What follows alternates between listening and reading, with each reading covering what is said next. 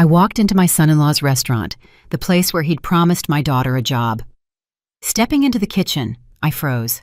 My own flesh and blood was hunched over, finishing the scraps left on the customers' plates. My son-in-law, Marcus, smirked.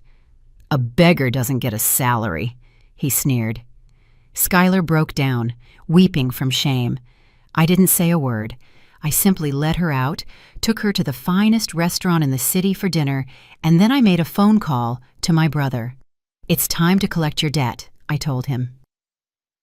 Friends, before I begin my story, I want to ask for one small favor. If this story touches your heart, please subscribe and let me know in the comments where you're listening from. It means the world to me to know how far my voice travels. Now, settle in, get comfortable, and enjoy the story. The wind that evening was wicked, cutting right through to the bone, but I barely felt the chill. In the pocket of my wool coat, I had a small velvet box. Inside was a delicate gold brooch, an heirloom passed down from my grandmother. It was a gift for my Skylar. Today was supposed to be her day. Finally. 3 months ago, my son-in-law, Marcus Sterling, convinced Skylar to quit her secure job at the local library and come work at his new restaurant, the Gilded Feather. "You'll be the general manager," he'd coo, smooth as silk at family dinners. "You'll be the face of the house, Sky. My queen of the dining room." I didn't believe him then, and I didn't believe him now. But Skylar, she wanted so badly to be helpful, to have him look at her with respect. Yesterday she called, her voice trembling with excitement. "Mama, come tomorrow. I'm finally stepping into my position." I stopped at the entrance. The sign for the Gilded Feather flickered with cheap neon. One of the letters was already burned out, making the name look like The Gilded Feather. Thumping bass from some vulgar pop track spilled out from behind the heavy doors, giving me an instant headache. This wasn't a place for fine dining. It was a place to get drunk and go deaf. I pushed the door open. The air hit me, a smell that would make any self-respecting chef recoil, a mix of burnt oil, cheap perfume, and something sickly sweet, like fruit rotting behind the bar. "No tables!" the girl at the host stand snapped, not even looking up from her phone. She was wearing a dress that was way too short and fuchsia-colored, and her jaws were working rhythmically on a wad of gum. "I'm here to see Skylar Sterling," I said calmly. My voice, used to commanding the heat and chaos of the best kitchens in the city during my own time, was steady, despite my years. "She's your manager." The girl snorted, finally looking up. Her eyes, thick with contempt, skimmed over my modest gray coat and old-fashioned hat. "The manager?" She chuckled, exchanging a glance with the security guard. "Sure, right. You can find your manager where she belongs. Those doors at the end of the hall." She waved a manicured finger toward the service entrance. My heart sank. Something was wrong. My intuition, honed by decades in the business, where you could feel the moment a sauce was about to break just by standing near it, screamed. I walked past the hostess without acknowledging her. The hallway was narrow, the walls painted a dingy beige and peeling in spots. The music faded here, replaced by the clang of dishes and the hiss of steam. I pushed through the swinging kitchen doors. A wave of humid heat washed over me. Chaos reigned. Cooks in stained whites were yelling at each other. Peelings were scattered on the floor. The ventilation fan roared like a jet engine, but it clearly couldn't keep up. This wasn't a kitchen, it was a sty. I paused, looking around. Where was the office? Where was Skylar in a crisp suit checking inventory? My gaze landed on the farthest, darkest corner of the room, near the dishwashing station. There, amid mountains of dirty dishes, clouds of steam, and greasy spray, was a figure. She wore a soiled apron that had once been white, but was now gray with ground-in grime. Her hair, usually neatly styled, hung in damp, sticky strands. It was Sky. But the worst part wasn't where she was. It was what she was doing. She hadn't seen me. She stood, shoulders slumped, hunched over a plate that had just come back from the dining room. There was half a portion of cold, slimy mushroom risotto left on the plate, already touched by a stranger's fork. My daughter, my proud, smart girl, was shoveling the leftovers into her mouth with a spoon, gobbling it down as if afraid it would be snatched away. Her shoulders shook. She swallowed without chewing, choked by tears and humiliation. The world tilted. My chest went instantly cold, as if someone had poured liquid nitrogen inside. I couldn't draw a breath. The scene blurred, but I forced myself to focus. The smell of that risotto, cheap rice masked by synthetic truffle oil, hit my nostrils, making me feel sick. "Tasty, huh?" a loud, barking voice demanded. The kitchen doors burst open, and Marcus walked in. He was in his element, an expensive black suit that fit him poorly, the top button of his shirt undone, his hair slick with gel. He strode through the mess like a king, oblivious to the filth under his Italian shoes. The cooks fell silent, some starting to snicker nastily. Marcus walked up to the sink where Skylar had frozen. She dropped her spoon. The clatter of metal on the tile floor sounded like a gunshot. She was pressing herself against the wall, trying to shrink, to disappear. Marcus didn't even notice me. He was focused only on his wife, and his eyes held a look of pure, sadistic pleasure. "She was hungry," he announced loudly, addressing his cooks as if giving a performance. "But here at the Gilded Feather, we earn our keep, since she messed up the lunch orders and caused us a loss." He paused for dramatic effect. "She eats what the guests leave behind. A beggar doesn't get a salary or fresh food. She should be grateful I'm keeping her here out of pity." Skylar sobbed, covering her face with her elbows. That sound, the sound of a broken person, pierced through the roar of the vent. I felt something click inside me. It wasn't rage. Rage is hot. It's a yell, a screaming match. What I felt was an absolute icy calm. It was the focus you get when you pick up the sharpest knife to make one precise, final cut. I stepped forward. My heels struck the wet floor, echoing. Marcus spun around. The smile evaporated from his face, replaced by a look of disgusted surprise. "Naomi Parker," he grimaced. "What are you doing here? Come to see your little girl embarrass my name?" I didn't answer. I walked up to Skylar. She lifted her eyes to me, red and swollen, full of animal dread. She was afraid I would scold her, that I would shame her too. I silently took the plate of leftover risotto from her weakened fingers. It was heavy, cold, and sticky. I turned back to Marcus, looking him right between the eyes. "You feed this to your wife?" I asked quietly. "She earned it," he barked, trying to regain control. "She's useless. I picked her up. I gave her a chance." I opened my hand. The plate dropped and shattered with a deafening crash on the tile right in front of his polished shoes. Bits of risotto splattered onto his suit pants. Dead silence fell over the kitchen. Even the ventilator seemed to hold its breath. "Get your coat," I told Skylar, still keeping my voice low. "We're leaving." "What in the hell do you think you're doing, you old crow?" Marcus shrieked, jumping back and dusting off his trousers. His face was purple with fury. "Do you know how much that china costs?" "I do," I cut him off. "It's cheap, just like everything else here." I took Skylar's arm. She was so light, so exhausted, as if all the life had been drained out of her. I pulled her toward the exit. "If you walk out that door right now," Marcus yelled at our backs, his voice cracking into a falsetto, "neither of you ever comes back. You're both fired from my life, you hear? Get lost. You won't get a dime." I didn't look back. I just pushed the swinging doors, leading my daughter out of that hell. We stepped onto the street. The cold air hit my face, but now it felt cleansing, a salvation.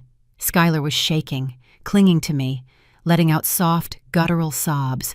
I held her shoulders, feeling her shoulder blades jut out beneath the thin fabric of her jacket. "It's over, baby," I whispered. "It's all over." But my mind was already racing. I pulled my phone from my pocket. My fingers dialed a number I had deleted from my contacts 20 years ago, but which was burned into my memory forever. The phone rang for a long time. 1, 2, 3. I stared at the blinking sign for the Gilded Feather and felt an old, forgotten power rising inside me, a strength I'd abandoned for a quiet life. A voice answered, husky and guarded. It was my brother, Terry Johnson. "It's me, Terry," I said, drawing a breath. The pause lasted only a second, but it weighed a ton. He didn't ask how I was. He didn't ask about my health.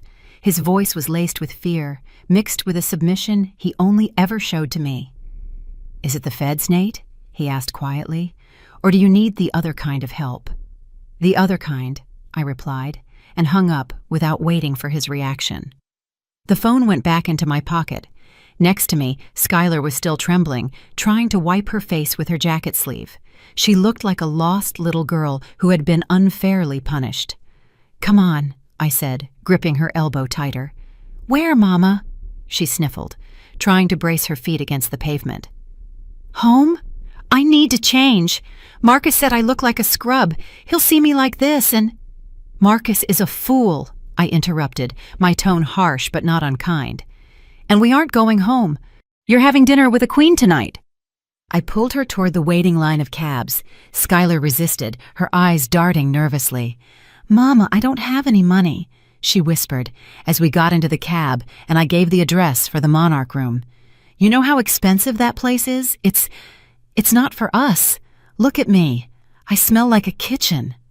"Quiet," I said, covering her cold hand with mine. "Just be quiet and breathe." The Monarch Room, the oldest restaurant in the city, a bastion of tradition where the starched tablecloths crinkled like fresh snow and the waiters moved silently, like ghosts. 40 years ago, this had been my world, the world I left to save my family. When the cab stopped in front of the massive oak doors with gold-plated handles, Skylar shrank into her seat. "I can't go in," she whimpered. "Mama, please. People will stare." I got out, walked around the car, and opened her door. "Get out, Sky. Now. You need to wash the taste of his leftovers out of your mouth, and you're going to do it right here." She climbed out, hunched over, hiding her face in her collar. We entered the lobby.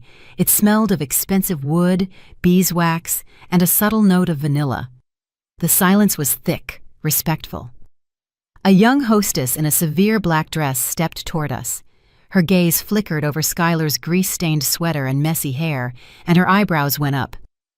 "Do you have a reservation?" she asked in an icy tone, already taking a breath to tell us, "Good evening, but there's a dress code." "Step aside, Keisha!" A soft but commanding voice rang out from the depths of the room. The hostess froze. Approaching us was a tall, gray-haired man in an impeccable tuxedo. Walter. He'd aged, his face was etched with deep lines, but his posture was still ramrod straight. He wasn't walking toward guests, he was walking toward me. Skylar shrank further, expecting us to be thrown out in disgrace. Walter stopped a step away from me and bowed his head in a respectful salute. Not a routine nod, but a genuine bow, one reserved for monarchs or grand masters. "Chef Parker," he said with a warmth that made my eyes prickle. "How many years has it been?" The hostess's mouth dropped open, but Walter gestured for her to vanish. "Hello, Walter." I nodded, trying to keep my voice even. "We need a table, the best one." "Of course, Naomi. The table by the fireplace is free, just like the old days."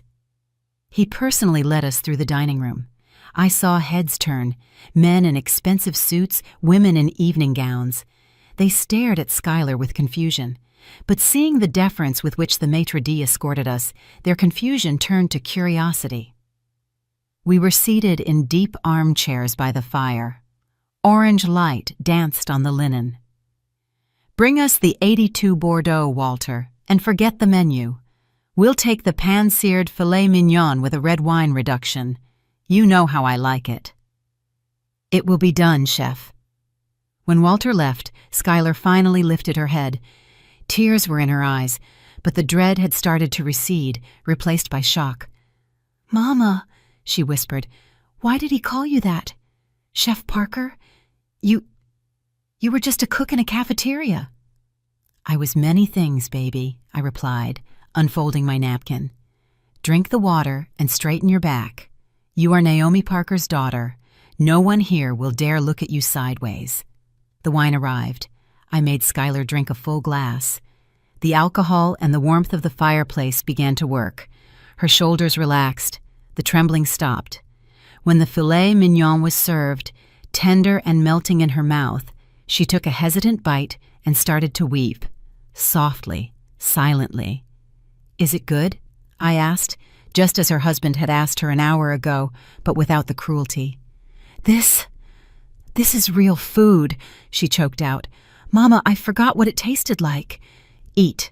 You need your strength." While she ate, I watched the room.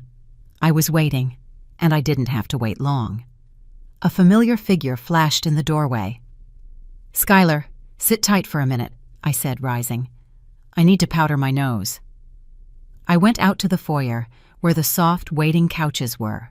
There, nervously clutching his hat, sat Terry Johnson, my brother, the man who controlled half the zoning permits in this city.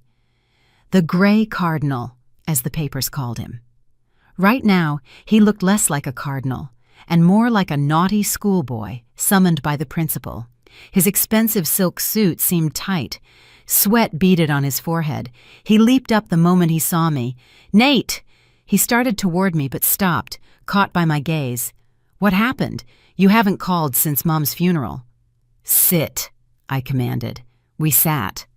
I didn't waste time on pleasantries. "You remember the late 80s, Terry?" I asked, looking him straight in the eye. He paled. His Adam's apple bobbed. "Nate, why?" "You remember the shortage in the warehouse? You were 20. You gambled the money away and raided the company's till. You were facing prison, the end of your education, the end of your career." "I remember," he whispered, wiping his forehead with a handkerchief.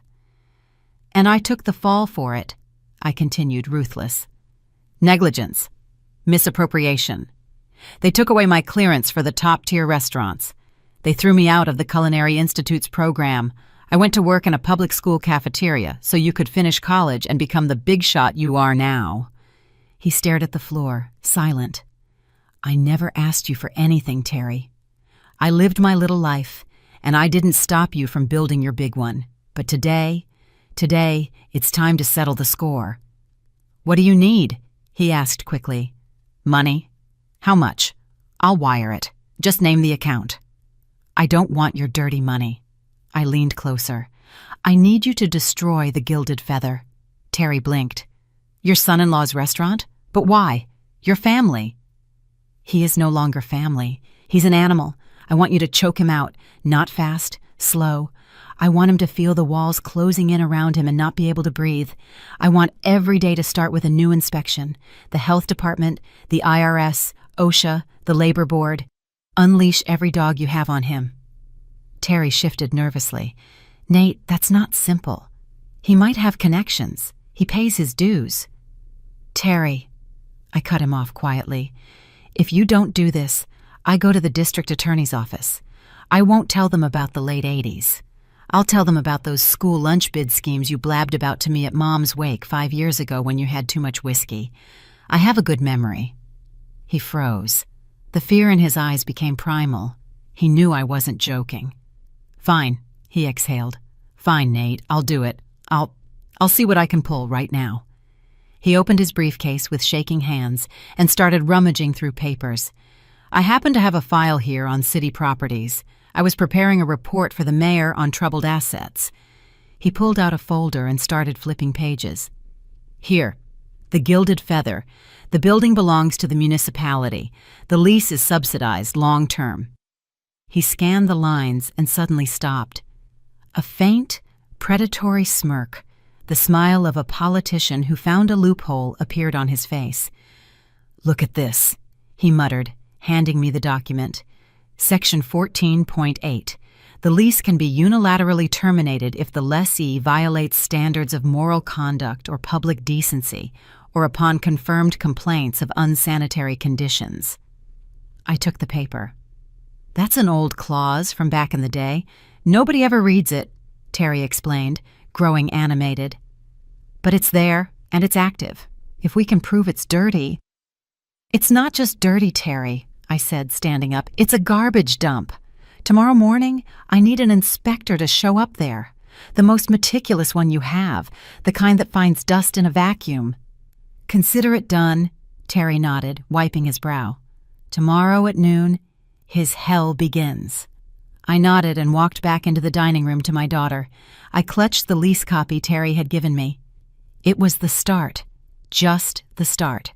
The next day, right at noon, hell truly broke loose. Not for sinners in the underworld, but for Marcus in his gilded feather. I was sitting in my small kitchen, brewing strong coffee, watching the phone on the table. Skylar was asleep in my bedroom. For the first time in months, she was sleeping peacefully, without jolts. I had turned off the ringer on her phone last night, and now the screen flashed silently every 5 minutes. Loving husband. 10 missed calls. 20. Terry kept his word. He didn't just send an inspector. He sent a full-scale raid team in white hazmat suits. I knew their kind. They don't walk into a kitchen to say hello. They walk in to find faults. And they always find them. At 1 o'clock, my phone pinged. A text from my brother. Code red. Immediate closure for remediation. Official. I allowed myself a slight smile. A code red wasn't just a fine, it was a complete stop to operations. It meant switched off stoves, tossed prepped food, and a closed sign slapped up right in the middle of the lunch rush. For a restaurant living paycheck to paycheck, it was a catastrophe. Skylar shuffled out of the bedroom, rubbing her sleep-filled eyes. She was wearing my old t-shirt, far too big for her emaciated body. "Mama, what time is it?" she mumbled. "Oh, God, my phone. Marcus must be going crazy. I was supposed to open the shift." She rushed to the table, grabbed her cell, and her face went white. 50 missed calls. "Mama, he's going to kill me. He's texting." She started reading aloud, her voice shaking. "Where are you? The health department is here. They're shutting down the kitchen. Did your mother do this? I'm going to sue her. Answer me, or I'll come over there and tear that dump apart." Before she could finish, someone started pounding on my apartment door. Not knocking, but beating on it with fists and feet, making the plaster shake around the frame. "Open up! I know you're in there!" Marcus's roar echoed through the stairwell. Skylar huddled in the corner of the kitchen, covering her ears. "Don't open it, Mama, please! He's crazy!" I calmly placed my coffee mug on the table, took an old, reliable cassette recorder from a drawer, pressed record, and slipped it into my apron pocket. "Stay put," I ordered my daughter. I walked to the door and flung it open. Marcus stood on the threshold, red-faced, disheveled, with wild eyes. He was breathing heavily, as if he'd run the whole way. "You!" He jabbed a finger at me. "You old witch! Is this your doing?" "Hello, Marcus," I said evenly. "Don't yell. You'll wake the neighbors." He barged into the hallway, shoving me with his shoulder. I staggered, but kept my footing. "Where is she? Where is that freeloader?" He spotted Skylar cowering in the kitchen and lunged for her. "Why aren't you answering the phone? My business is crashing, and you're in here sleeping." "Don't you dare go near her." My voice was quiet, but there was enough steel in it to stop Marcus dead in his tracks. He turned to me, his face contorted in a mask of hatred. "You think you're so smart? You sicked the inspectors on me. You think I can't wiggle out of this? I eat inspectors like you for breakfast. I'll pay off whoever I need to, and we'll open tomorrow. But you—" He reached into his inner jacket pocket, pulled out an envelope, and threw it at Skylar. It hit her chest and fell to the floor. "Here, choke on it. That's your severance pay, you beggar. Take your pennies and get out of my life. I'm filing for divorce." Skylar stared at the envelope, unmoving. A few bills, pitiful crumbs, not even half her monthly paycheck spilled out. "You call your wife a beggar?" I asked, taking a step toward him. "The wife who worked for you for free, who put all her savings into your restaurant." Marcus burst into laughter. It was a vicious, hysterical sound. "Savings? Those paltry funds? They were gone the first month of rent. She's dead weight." He pointed a finger at Skylar. "I only kept her around because she was convenient. Free labor. But now, I'm done. I don't need a partner like that. I have a real partner now. A woman with class, with money, not this gray mouse." I froze. My heart skipped a beat, but my face remained impassive. There it was. He'd confessed. A partner? I repeated, feigning disbelief. You have money for a new partner, but not to pay your cooks? None of your damn business, he roared. I have everything under control. We're opening a new place, a real elite spot. The feather can burn for all I care. I'll bleed it dry and dump it. Let Skylar deal with the debt. Her signature is on the lease agreement. He smirked triumphantly, looking at us. He felt like a winner. He thought he had humiliated us, crushed us. He didn't realize he had just signed his own death warrant by admitting to deliberate bankruptcy. And the recorder in my pocket caught every single word. Get out, I said. Get out of my house. Gladly. He spat on my hardwood floor. You can rot here in poverty. He stormed out, slamming the door so hard the windows rattled. Skylar slowly slid down the wall to the floor, covering her face. She wasn't crying. She was just sitting there, stunned by his cruelty. I walked over to her, picked up the envelope with the money, and placed it on the table. Get up, Sky. Mama, he's right, she whispered. The lease agreement is in my name. If the restaurant closes, the debts will be hung on me. I'm bankrupt. I'll go to jail. No, you won't. I helped her up and sat her in a chair. I poured her some coffee. Drink. I walked to the window. Down below, I saw Marcus get into his luxury car. He peeled away from the curb, tires screeching. He was in a hurry. Where to? To save the restaurant? No. He said he had everything handled. He was heading to his new partner, and that's when it hit me. Code red. A 24-hour closure. I snatched up my phone and dialed Terry. Terry? I said quickly the moment he answered. Check the Gilded Feathers event schedule for tonight, immediately. 1 second, Nate. I heard the clack of keys.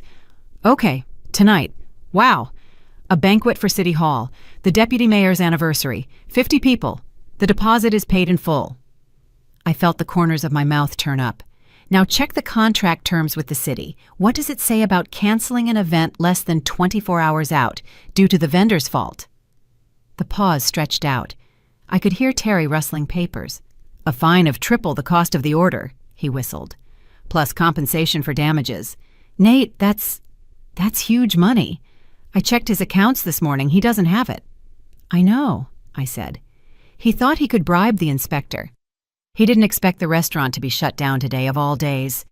He just canceled the mayor's banquet, Terry. He didn't just lose money, he spat in the face of the city government. If he doesn't return the money and pay the fine within 3 days. Terry's voice became hard, professional. City Hall will initiate a forced collection procedure. Account freezes, property seizures. Exactly, I confirmed. But he said he has a new partner, and he plans to dump the feather and all its debt on Skylar. On Skylar? Terry repeated. Wait, if the lease is on her, then the fine… No, I cut him off. The catering contract was signed by him as the CEO of the LLC. Skylar is only the property leaseholder. The fine will fall on Marcus's legal entity, but he'll try to move the assets before the accounts are frozen. What are you planning? My brother asked. I need to know who this partner is and where he's moving the money. He just left my place. He's probably heading to her. I can't tail him, Nate. I'm not a private detective. You don't have to. Just keep his accounts under surveillance. And me? I'm going rat hunting. I hung up. Skylar was staring at me with wide eyes. Mama, what's going on? What fine? Your husband just dug his own grave, baby, I said, taking off my apron and putting on my coat. He canceled a banquet for people you don't cross, and now he needs money. A lot of it, fast. He's going to his mistress, and I'm going to follow him. I'm coming with you. Skylar jumped up. No, you stay here. Clean yourself up. Wash your face. Find some decent clothes. When I get back, you need to look not like a victim, but like a boss. I left the apartment. The wind outside had picked up, but I felt hot. The hunt was on. I headed straight for the Gilded Feather. The restaurant was dark. A bright yellow tape with the health department's seal and a closed sign hung on the door. Sanitation day. But I knew the service entrance would be open. The staff would have been ordered to come in and scrub the kitchen clean, even if they wouldn't be paid. People always hope for the best. I tapped a rhythmic knock on the back door, 2 short, 1 long. The supplier's knock. The door cracked open, and the sous chef, a young guy named Devin, peered out. He looked defeated, eyes red. "Naomi Parker," he said, surprised, letting me in. "We're just, Marcus was screaming on the phone an hour ago, ordering us to scrub everything with bleach until it shines. Said if we don't open tomorrow, we're all fired without severance." The kitchen reeked of chemicals, stinging my eyes. The cooks were listlessly wiping down the walls and equipment. The atmosphere was funereal. "Where's Skylar?" Devin asked quietly. "Is she okay? We heard him." "She's safe," I answered, walking past him. "I came to get her things from her office." "Oh, sure. The office is open. Marcus turned everything upside down this morning, looking for documents, and then he bolted." I nodded and walked into the tiny storage room that was proudly labeled Manager's Office. It was a mess. Folders lay on the floor, and the desk drawers were pulled out. Marcus was looking for money, or anything he could sell.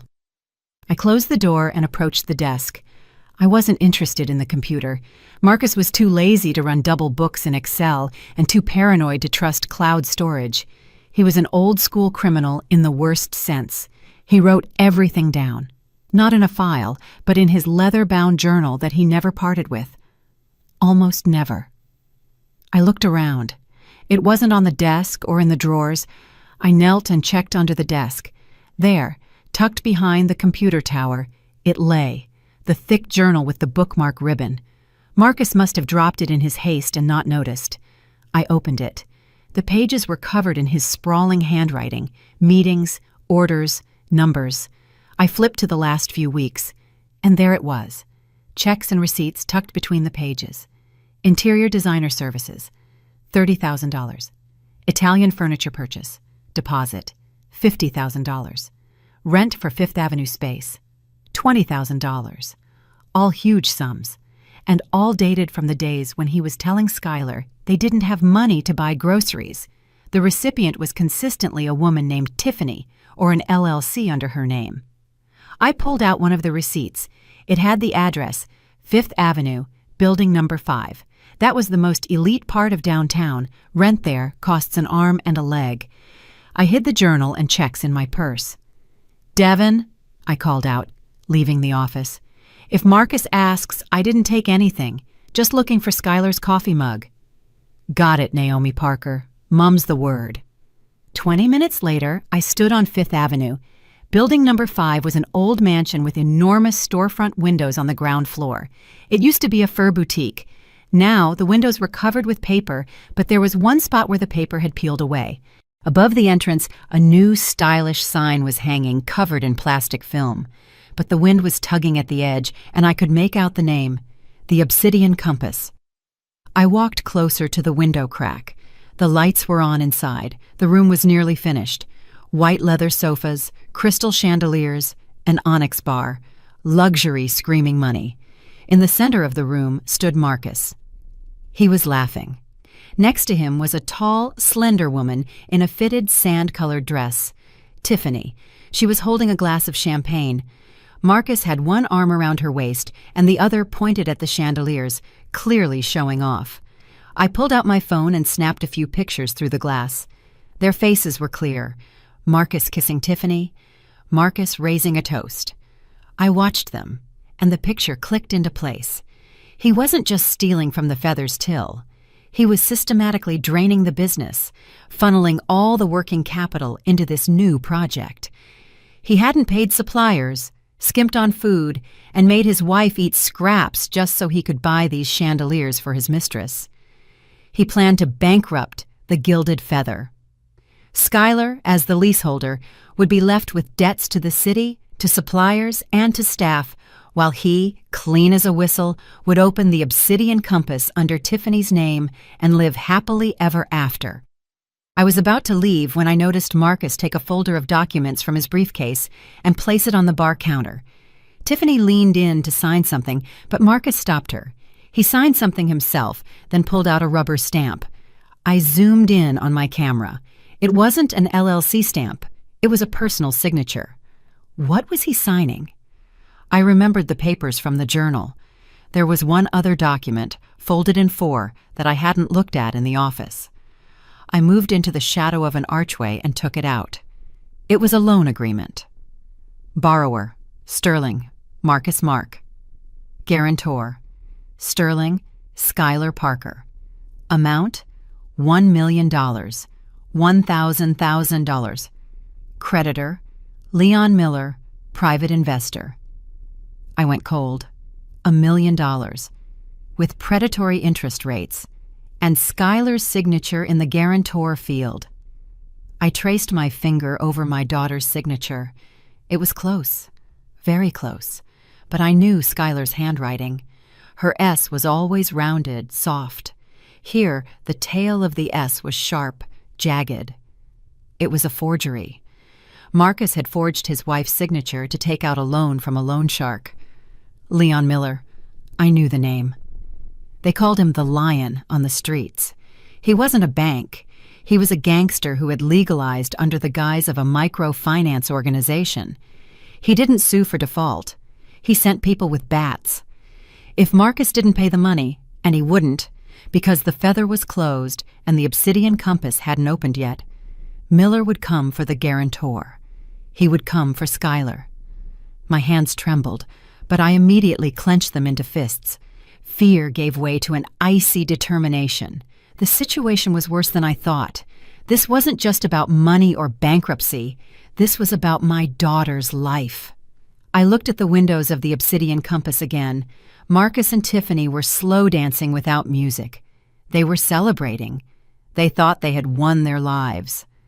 I put the agreement into my purse. "Dance, Marcus," I whispered into the darkness. "Dance while your legs still work." I turned and walked away. I needed to see Skylar immediately. I needed to show her the truth, no matter how terrifying it was. And I needed to call Terry again, but this time not to ask for an inspection. This time, I needed a much bigger weapon. On the way, I stopped at a 24-hour copy center and made copies of all the documents and photos. I hid the originals in a safe place, a locker at the train station. With people like Miller and Marcus, you couldn't risk losing the only evidence. When I got home, Skylar was sitting on the sofa, dressed in clean jeans and a sweater. She'd brushed her hair, but her face was pale. "Mama!" She jumped up when she saw me. "Where were you? Did you find out anything?" I walked silently into the room, sat at the table, and laid out everything I had found. The photos of Marcus and Tiffany, the furniture receipts, and finally the loan agreement with the forged signature. "Sit down, Sky," I said, "and look closely. This is the price of your blind love." She picked up the photos, her hands shaking. Then she saw the receipts, and then the agreement. $1 million, she whispered, her voice cracking. "Guarantor. Mama, I didn't sign this. I never—" "I know," I said. "He forged your signature. He took money from gangsters and put the debt on you. He plans to open a new restaurant with his mistress, and the collectors will come to you." Skylar looked up at me. There was no more fear in her eyes. There were no tears. Instead, the same cold fire that burned in me was igniting in her. "He wanted to kill me," she said softly. It wasn't a question. It was a statement of fact. "He didn't just leave me. He wanted to destroy me physically." "Yes," I answered. Skylar slowly placed the agreement back on the table.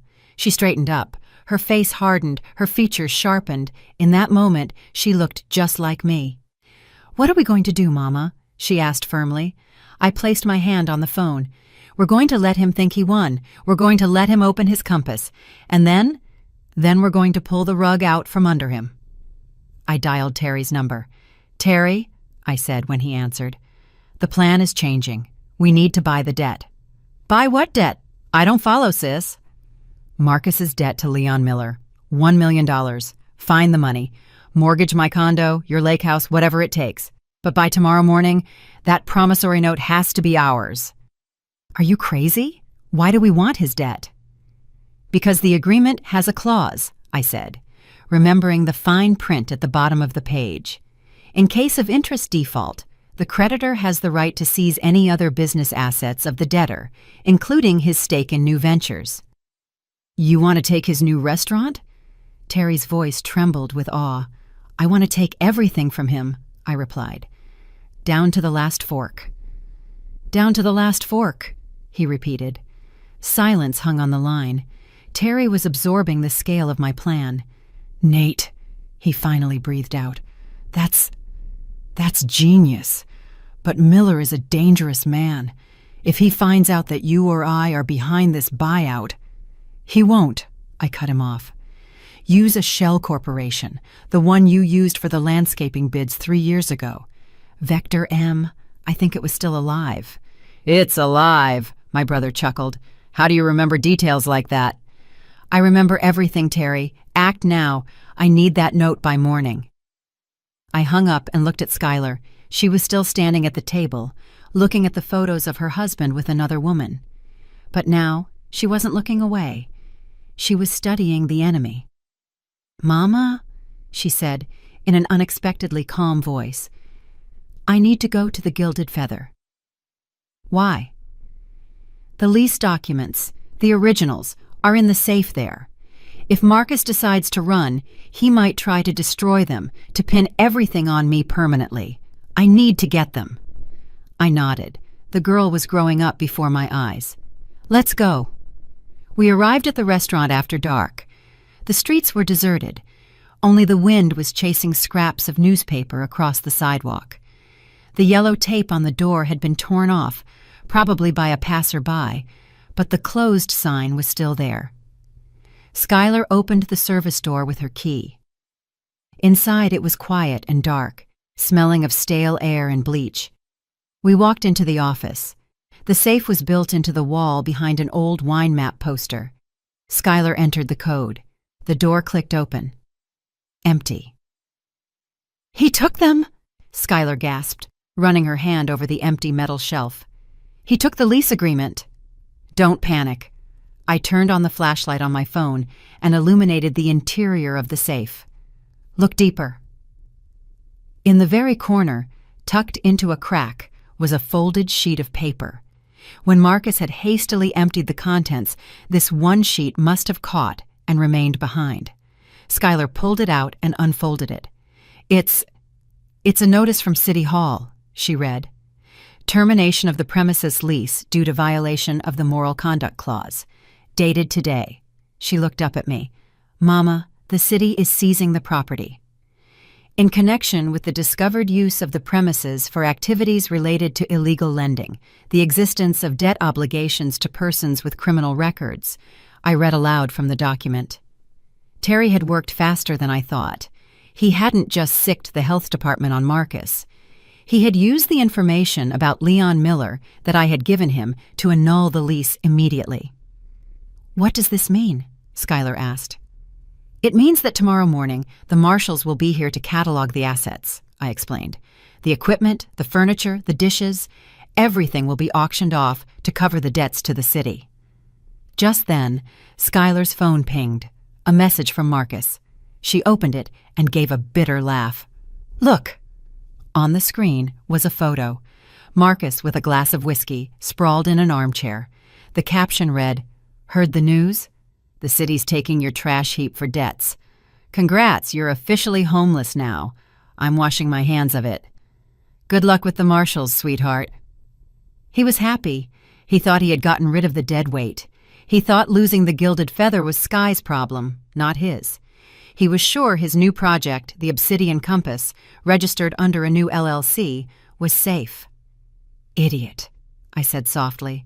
What a self-obsessed idiot. Mama, what if Miller finds out the feather is closed? Skylar asked. He'll come for the money, to me, right away. He won't, I replied, because tomorrow morning, we won't be paying Miller's debt. We'll be buying it. The next morning, I sat in a notary's office.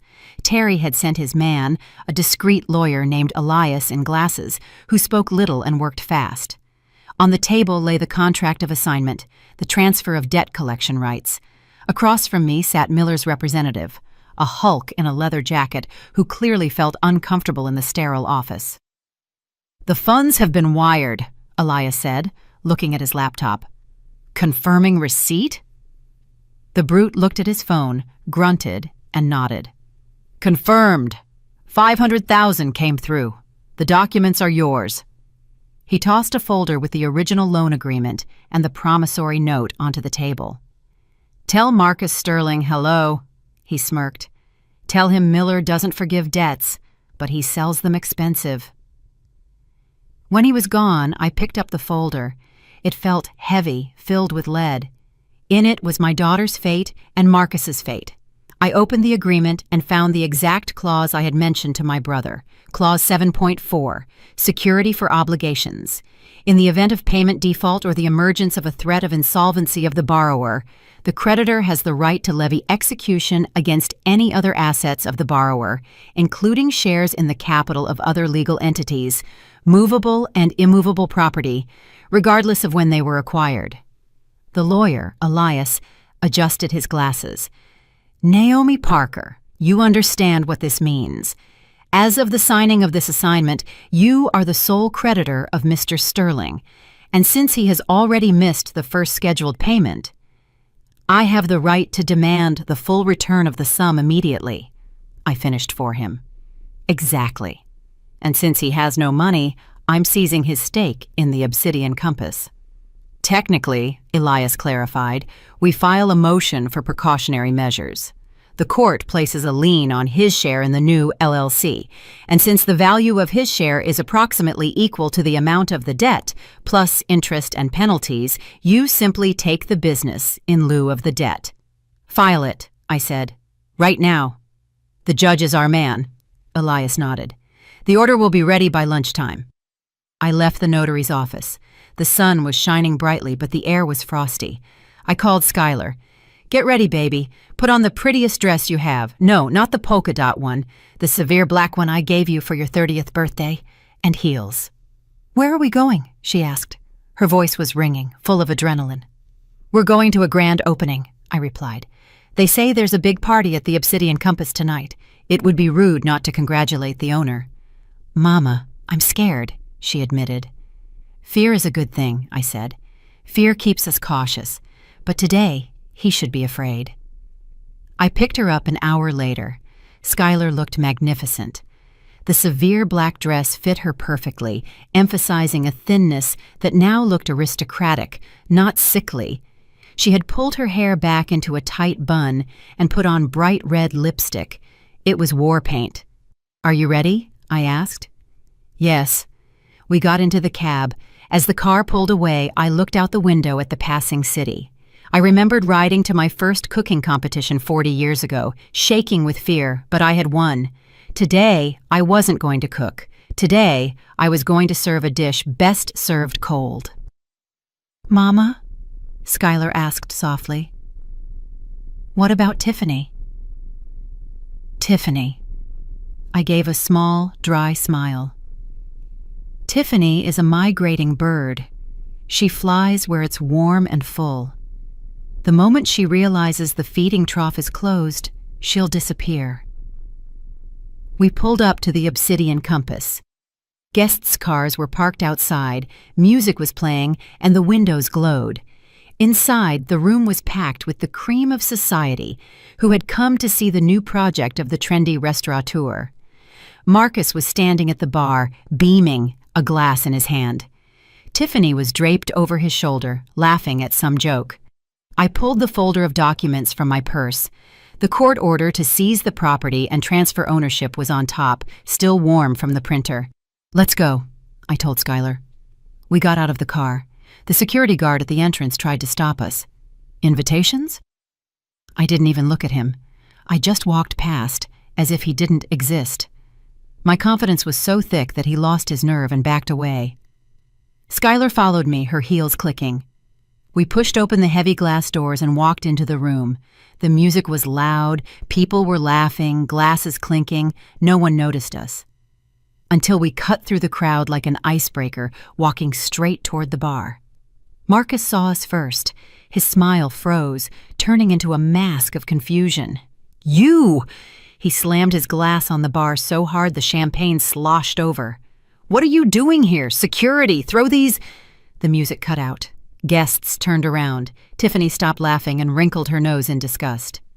"Marcus, is this your ex?" she drawled. "Ugh, what bad form. Coming without an invitation." "You're mistaken," I said loudly. My voice carried across the room, cutting through the guests' whispers. "We aren't guests. We're the owners." I placed the folder on the bar counter in front of Marcus. "What?" He laughed, a nervous, strained sound. "You're delusional, old lady. This is my restaurant, mine." "Read it." I pointed a finger at the document. "The cross-collateralization clause. You didn't pay your debts, Marcus. And now your debt belongs to me. And everything you own, along with it." He snatched the papers, his eyes skimming the text. His face went gray. His hands started shaking. This is a fake," he shrieked. "This can't be, Miller. Miller would never sell the debt to you." "Miller loves money more than he loves you," I replied. "And I paid cash." Two men in marshals' uniforms appeared in the doorway. They were walking toward us. Marcus looked around, trapped. "Tiffany!" he cried, grabbing his mistress's arm. "Tell them it's a mistake. This is my business." Tiffany snatched her arm away. She looked at the documents, then at the marshals, then at me. Understanding dawned in her eyes. "Your business?" she asked, cold. "You said you didn't have debts. You said you took care of everything." "I did. It's all them." He pointed a shaking finger at Skylar and me. "You're bankrupt, Marcus," I said. "And this restaurant now belongs to Skylar Sterling, in settlement of your debt." Tiffany took a step back. "You lied to me," she hissed. "You're a pauper." She turned and walked toward the exit. She didn't look back. Marcus was left alone, surrounded by guests, marshals, and us. He was cornered, and in his eyes I saw what I feared most, the madness of a rat with nowhere to run. Marcus roared like a wounded animal and lunged for the bar. He grabbed a heavy, massive bottle of expensive whiskey and raised it high. "You won't get anything!" he screamed, spraying spit. "This is mine! I built this! He slammed the bottle down onto the marble countertop. Glass shattered everywhere. Dark liquid poured onto the white tablecloths of the nearest tables. Guests shrieked and scattered. "I'll burn this whole place down!" he yelled, waving the broken neck of the bottle in the faces of the marshals who tried to approach. "No one gets it, you hear?" He was terrifying. His eyes were bulging, his tie was askew, and his face was covered in red splotches. He kicked a chair, knocking it over, then grabbed a vase of flowers and hurled it at the mirror behind the bar. The mirror cracked and crashed down. "Marcus, stop it!" I cried, stepping forward, shielding Skylar. "Shut up!" he screamed. "This is all your fault! You poisoned her mind! She was normal until you stuck your nose in. Obedient!" He turned his wild gaze to Skylar. "And you?" He pointed the sharp shard of glass at her. "You think you can run this? You? You're a zero, a nobody. You'll die in the gutter without me. I created you. I dressed you. I gave you a name." Skylar stood perfectly still. She didn't hide behind me. She looked at him with a strange, almost scientific interest, as if he weren't her husband, but a nasty insect. "I did everything for us." He suddenly changed his tone to a pleading wail, seeing that threats weren't working. "Sky baby, just tell them I was trying. I wanted us to be rich. Yes, I messed up. Yes, I took a loan, but that's business. Risk. You're my wife. You have to support me. We're a team. I love you, Sky." It was pathetic. It was sickening. A second ago, he was ready to kill us, and now he was trying to play on pity. Skylar slowly stepped out from behind me. She walked up to him, ignoring the sharp shard in his hand. "A team?" she asked quietly. Silence hung heavy in the room. Everyone waited for the resolution. "Yes, family." Marcus nodded, sensing hope. "We'll fix everything. We'll get rid of this old crow, sell this restaurant, pay off the debts, and start from scratch. Together. I love you, Sky." Skylar stared at him for another second, and then her hand shot up. The sound of the slap was so loud it seemed to snap a wire. Marcus's head jerked sideways. A red mark instantly began to bloom on his cheek. "I watched you feed your dog steak while I ate rice from a trash can," she said. Her voice was level, icy. Every word dropped like a stone. "I watched you buy that tramp furs while I wore patched-up tights. Don't you dare talk to me about family!" Marcus froze, his mouth agape. He hadn't expected this. He was used to Skylar crying, begging for forgiveness, pleading, but standing before him was a different woman. "You!" he croaked, raising the broken bottleneck again. The rage washed over him again. "You bitch!" He lunged. The marshals were too far away. I lunged for my daughter, but I was too late. "Put the glass down, son!" A calm, authoritative voice boomed. Walter walked out of the kitchen, having flung the doors open. He wasn't in his tuxedo, but in a pristine white chef's jacket. I had asked him to come early to assess the Compass's kitchen. Marcus froze, staring at the older man. "Who the hell are you?" he yelled. Walter slowly wiped his hands with a towel. Behind him, 2 burly sous chefs from the Monarch Room, whom he had brought along, appeared. "A real chef creates," Walter said with contempt, looking at the destroyed bar. "Rats only spoil the ingredients. You're not a restaurateur, boy. You're a vandal.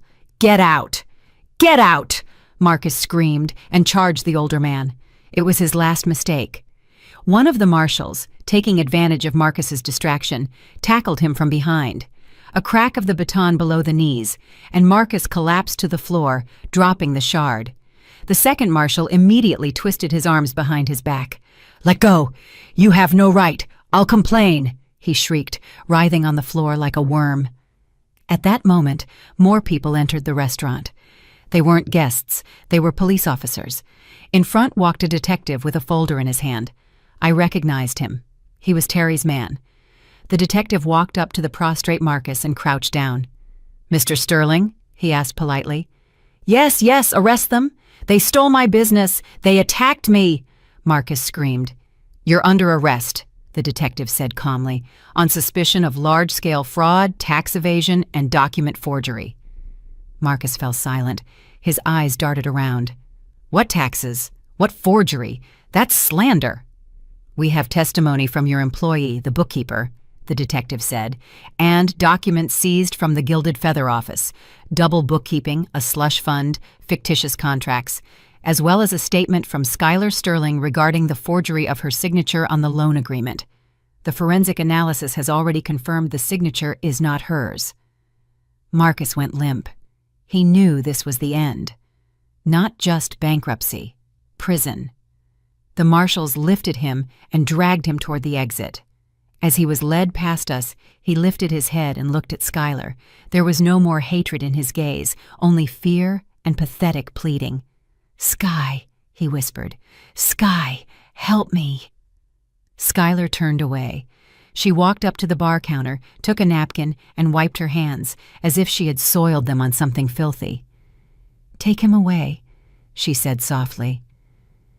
When the doors closed behind the police, silence fell over the room. The guests who had witnessed the drama were quiet. I walked up to my daughter and placed my hand on her shoulder. "Are you okay?"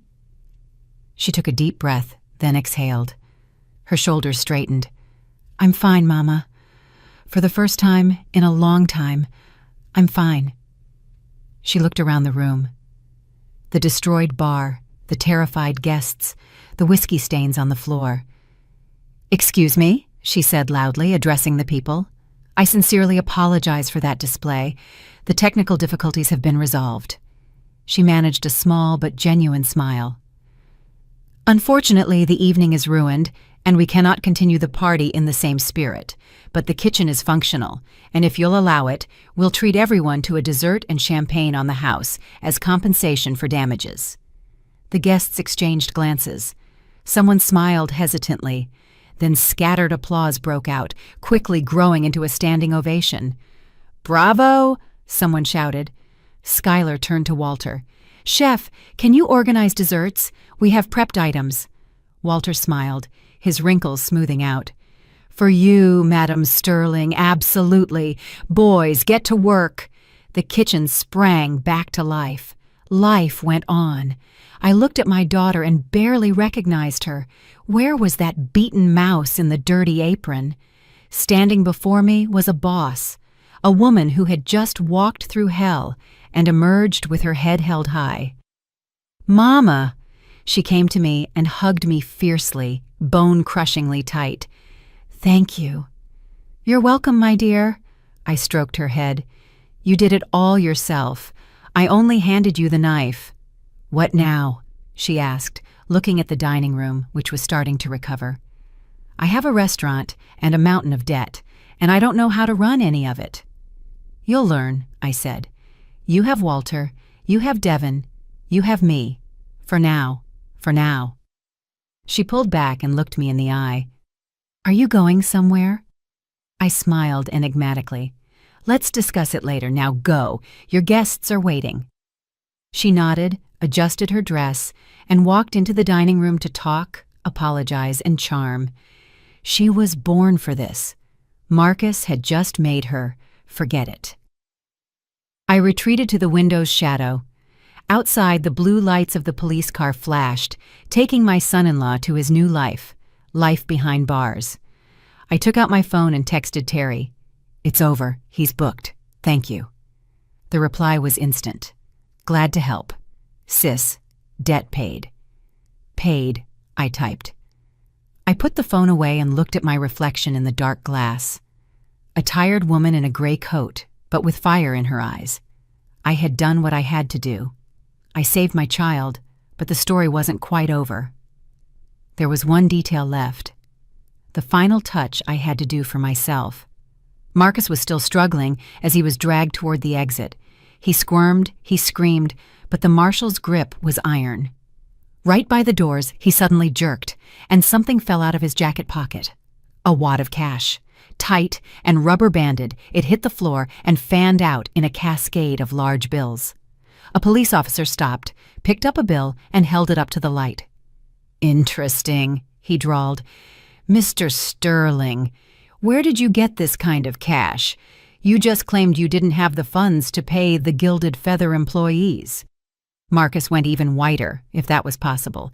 They're my personal savings," he stammered. "Or revenue from the till you didn't log?" the detective suggested, picking up the rest of the money. "We'll check. Looks like we'll be adding embezzlement to the fraud charge." Marcus went completely limp. He was led away. The doors closed, muffling his cries. Silence returned to the dining room, but this time it was different. It was relieved. The air felt cleaner, as if a bag of rot had been carried out. I looked at the bills scattered on the floor, which the detective was collecting. This was the money stolen from Skylar. Money she could have lived on while he starved her. Skylar was standing next to me. She wasn't looking at the money. She was looking at the door through which her husband had disappeared. "Will he do time?" she asked quietly. "A long time," I replied. "Terry will make sure of it. There's a bouquet of charges: fraud, forgery, tax evasion, fraudulent bankruptcy. He's looking at 5 to 7 years. Skylar nodded. "Good." She turned to me. "Mama, what about the restaurant? This one?" She gestured around the obsidian compass. "It's mine now." "It is," I confirmed. "But it's not a gift, Sky. It's work. Hard, dirty work. You'll have to clean up the mountain of debt he created here. The suppliers, the staff, the morale." "I can handle it," she interrupted. There was no doubt in her voice. "I know this business from the inside. I saw how he ruined everything. I know how not to do it, and how to do it, I'll learn." Walter walked up to us. He was holding a tray with glasses of champagne. "To the new owner," he offered with a smile. Skylar took a glass. Her hand didn't shake. "To freedom," she said, and took a sip. The evening ended late. The guests, soothed by the champagne and Walter's desserts, dispersed, discussing the scandal that would be the city's top gossip for the next month. It was the best advertisement anyone could have invented. Everyone would want to visit the place where a wife won back a business from her tyrant husband. The three of us remained: me, Skylar, and Walter. The staff was cleaning up broken glass and washing the floor. "Naomi Parker," Walter walked up to me, wiping his hands with a towel. "I checked the kitchen. The equipment is excellent, but the menu is terrible. All flash, no soul."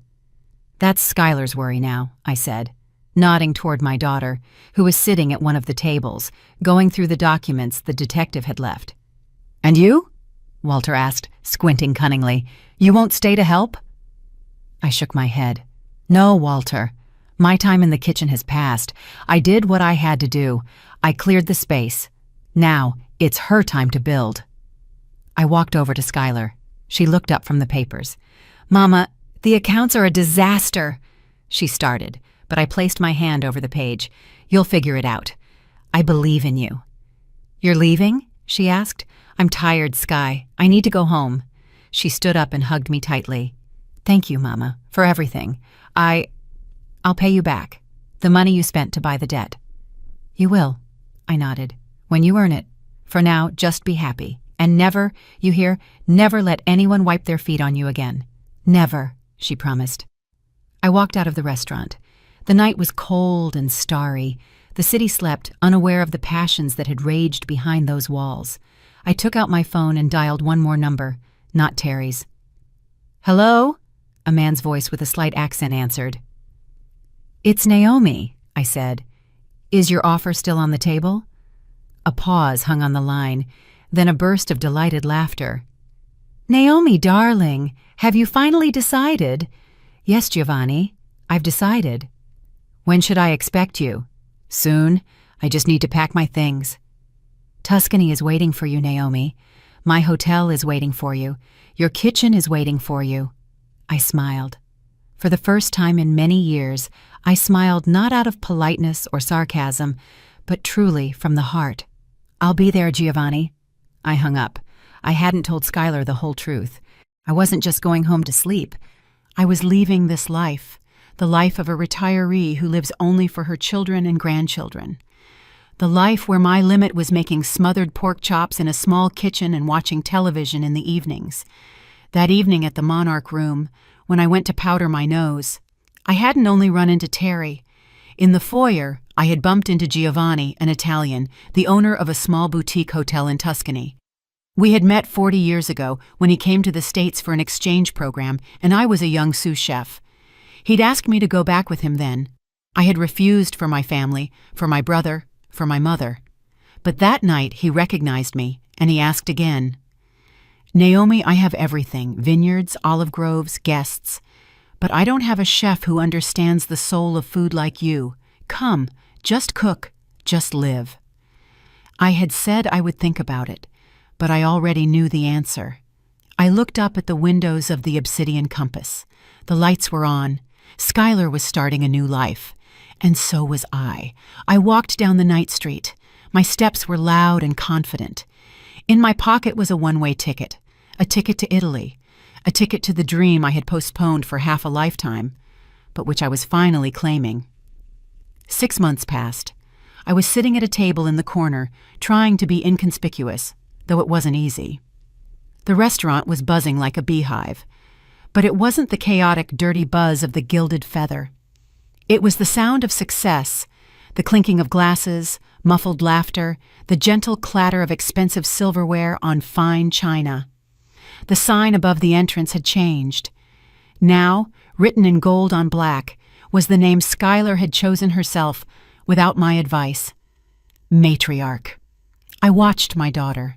She was standing in the center of the dining room, giving instructions to the waiters. She wore a severe sand-colored pantsuit. Her hair was pulled back into an elegant knot. She was laughing, greeting regulars, and in that laughter, there wasn't a single note of fear. She had lost weight, but it was the healthy leanness of a woman who works hard and loves what she does. "Your coffee, madam." A waiter, a young man with impeccable posture, appeared before me. "Thank you," I nodded. The chair opposite me was pulled out. Terry sat down, sighing heavily. He too had changed in the past 6 months. He was grayer, but looked calmer. Apparently, the absence of constant fear of exposure had been good for him. "Well, how is she?" he asked, nodding toward Skylar. "She's handling it," I replied, taking a sip of coffee. "The menu is completely revamped. Walter helped set up the kitchen, but look at her. See that dish on the next table? Duck breast with figs. That's her recipe. She remembered me making it when she was a child and updated it for the modern palate." Terry grunted. "I never would have thought it. I always considered her soft." "She is soft, Terry. Like water. And water, as they say, wears down stone." My brother was quiet, looking at the tablecloth. "Marcus got 6 years, he said softly. "Medium security. His lawyer filed an appeal, but with the evidence we gathered, he had no chance." "Good," I simply said. "Let him sit. It'll do him good to think about his life." "And Tiffany?" he asked. "Tiffany left for Miami a week after the trial. Found herself some sugar daddy. Their kind always floats." Terry looked at me closely. "The debt is paid, Nate." I set my cup on the saucer. The clink of china sounded like a period at the end of a sentence. "Paid, Terry. Completely. You helped me save my daughter. I forgot about the late 80s. We're even." I took a set of keys from my purse, put them on the table, and slid them toward my brother. "What's this?" He frowned. "The keys to my condo." Terry froze. His eyes widened. "Why? Are you moving in with Skylar?" "No." I leaned down and picked up a small suitcase standing by my feet. "Give them to Sky if she needs a place, or sell them and give her the money. I don't need them anymore." "Nate, what are you talking about?" My brother's voice cracked. "Where are you going?" I smiled. "Tuscany, Terry." He stared at me as if I were insane. "Tuscany, Italy? But you're 64 years old. Where are you going to go? How will you live?" "I'm going to work," I replied calmly. "Giovanni is waiting for me. I'm going to be the head chef at his hotel. I'll make pasta, drink wine, and watch the sunset over the vineyards. I'm going to live, Terry. The life I put on pause 40 years ago to keep you out of jail." Terry was silent. He looked at me as if seeing me for the first time. In his eyes, there was not only surprise, but envy. The envy of a man who spent his whole life building a career and hoarding power, but never became free. "You're serious?" he whispered. "Absolutely. My flight is in 3 hours." Skylar walked up to our table. She saw the suitcase, saw the keys on the table. The smile slipped from her face. "Mama." She looked at me, then at Terry. "What's happening?" I stood up, putting on my coat. "I'm leaving, Sky." "Where? To the lake house? To Italy? For good?" She froze. A flash of panic crossed her eyes. The same childish fear from when Mama would leave for work. "But what about me? What about the restaurant? Mama, I can't do this without you." I took her hands. Her palms were warm and strong. "You already did it," I said firmly. "Look around. This is all you. You don't need a nanny. You don't need me to hold your hand. You are the owner of Matriarch, and I'm just a mother who wants to live a little for herself." Tears glistened in her eyes, but she didn't cry. She understood. "Will you come back?" she asked softly. "I'll send you recipes," I smiled, "and wait for you to visit. Come when you get tired of success. I'll feed you real risotto." I kissed her on the forehead, shook my stupefied brother's hand, and picked up my suitcase. Goodbye. I walked toward the exit without looking back. Behind me, I heard the noise of the restaurant, the clinking of dishes, the voices of people. It was the music of a life that continued, but now I was playing my own melody in it. The doors swung open before me, letting in the crisp autumn air. I took a deep breath. It smelled of rain and fallen leaves, but I could smell basil and sun-warmed stone. I was free, friends. I'm really glad you're here and that I could share my story with you. If you liked it, show me by liking the video and subscribing to my channel. Let's see how many of us there are. Write in the comments which city you're watching from and what time it is. I'm so curious to know where all you wonderful people are tuning in from. If you want to support me a little extra, you can also send a small donation. I share new life stories for you every single day. And now, two of my most popular stories will pop up on the screen so you can choose what to watch next.